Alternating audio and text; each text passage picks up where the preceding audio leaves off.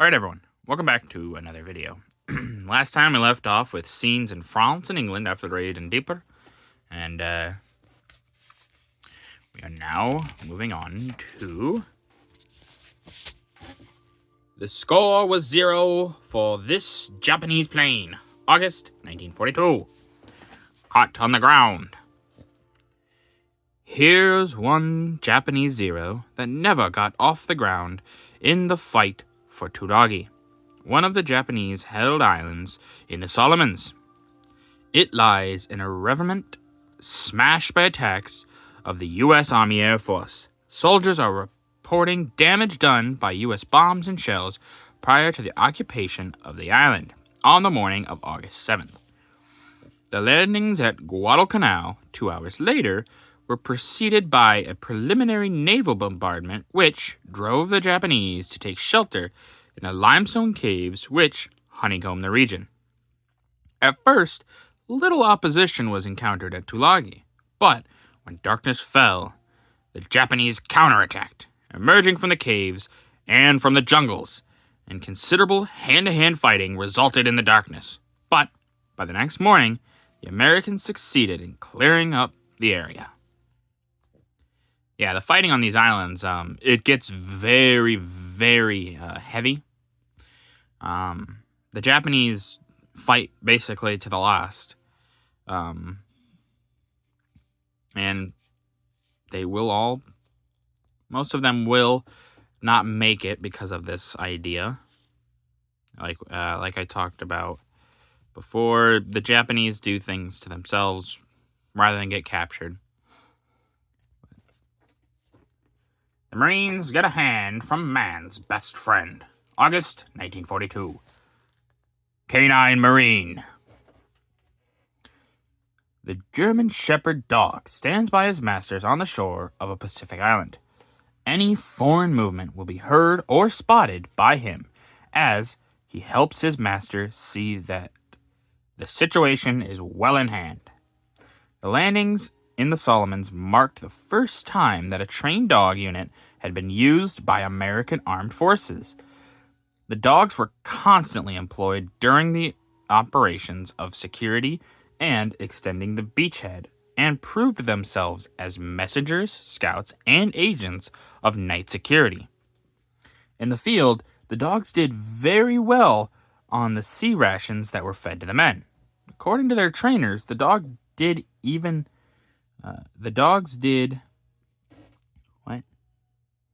the Marines credit. What? This makes no sense. According to their trainers, the dogs did even the Marines credit. That just sounds kind of wrong, but I don't think it is. Supposed to be. A great tribute from the Devil Dogs, excellent fighters themselves. The dogs had been recruited from civilians in the United States and trained at various posts in America and Hawaii. Yeah, so dogs, obviously the United States uses them still today. Very helpful, very useful. Dogs, they can smell. They have better sense of smell, better sense of hearing. So, especially at night, they're very useful. They have, I believe they have the platelets in their eyes where they can see in the dark, but I don't fully know that, but I think so. But they are also, dogs have been used throughout history, though, to be fair. This is just the first time it says that a trained dog unit from America, but more famously, the Romans, I believe, had used dogs, and either the Gauls or the Romans, one of the two, they had used trained dogs because they're useful. Like, there's a reason that dogs are the first domesticated animal. Dogs are easily trainable.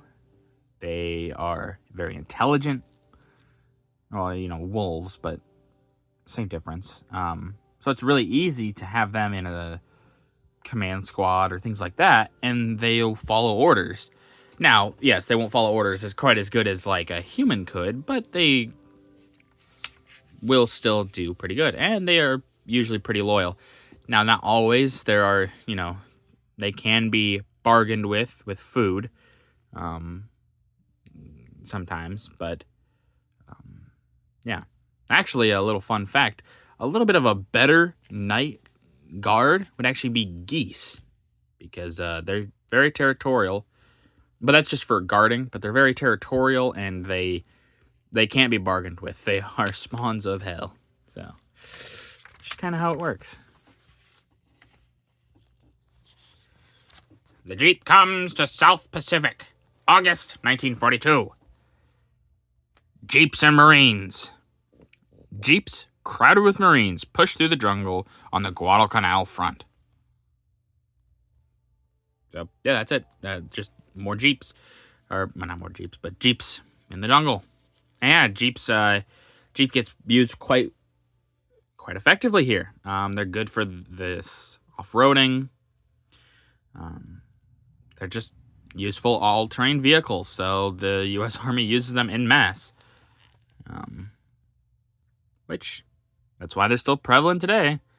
Obviously, the Army doesn't use them anymore. Now we have specialized vehicles. I mean, the Humvee is one that's more well-known, but they've also have just different vehicles that they've also replaced a lot of this stuff with. The mortars in action on Guadalcanal, August 1942. Message for the Japanese. An 80mm mortar section is in action during the fighting on Guadalcanal. And you can see, yep, obviously mortars, very useful, easier to set up than like a traditional artillery piece. They can still cause devastating damage, so yeah, use them when they can. That is for sure. A long way from the Halls of Montezuma, August 1942, in the South Pacific. A group of Marine Corps raiders on the move in full battle dress on one of the islands in the South Pacific as the campaign in the Solomons started to roll. And yeah, the Montezuma thing is a reference. I'm trying to remember what it's referencing exactly, but the Halls of Montezuma, obviously, Tenochtitlan, that kind of stuff. But there's a reference, and I can't remember. I will see if I can find it after this video and put it in the description. But it's just interesting that I mentioned it here. First aid in the jungles of the South Pacific, August 1942. Frontline dressing station. Men of the Navy's Medical Corps attending wounded Marines brought to this front line dressing station on the Solomons by jeeps doubling as ambulances. Yep, obviously have these dressing stations kind of further up. So traditionally, they would have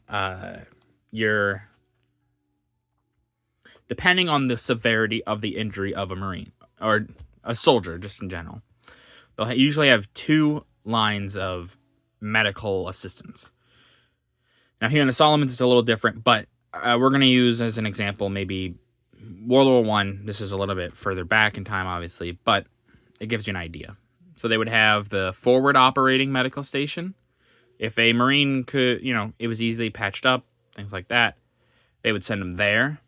Now, if they were more like, missing a leg, things like that, they would send them there for just a quick patch up, and then they would send them further back into the line, away from the combat, for more medical assistance. Now, in this war, it's a little different.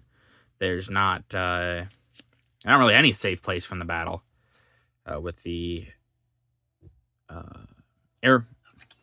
aircraft. I mean, it's just a lot more dangerous. So, yeah. But, these were nice to have, obviously, patch up men really quick. These men would sit a little bit further back from the front. It would still be close, maybe 10, 20 miles or so from the front line, which sounds far, but it's not really. It's 5-10 minutes maybe, typically.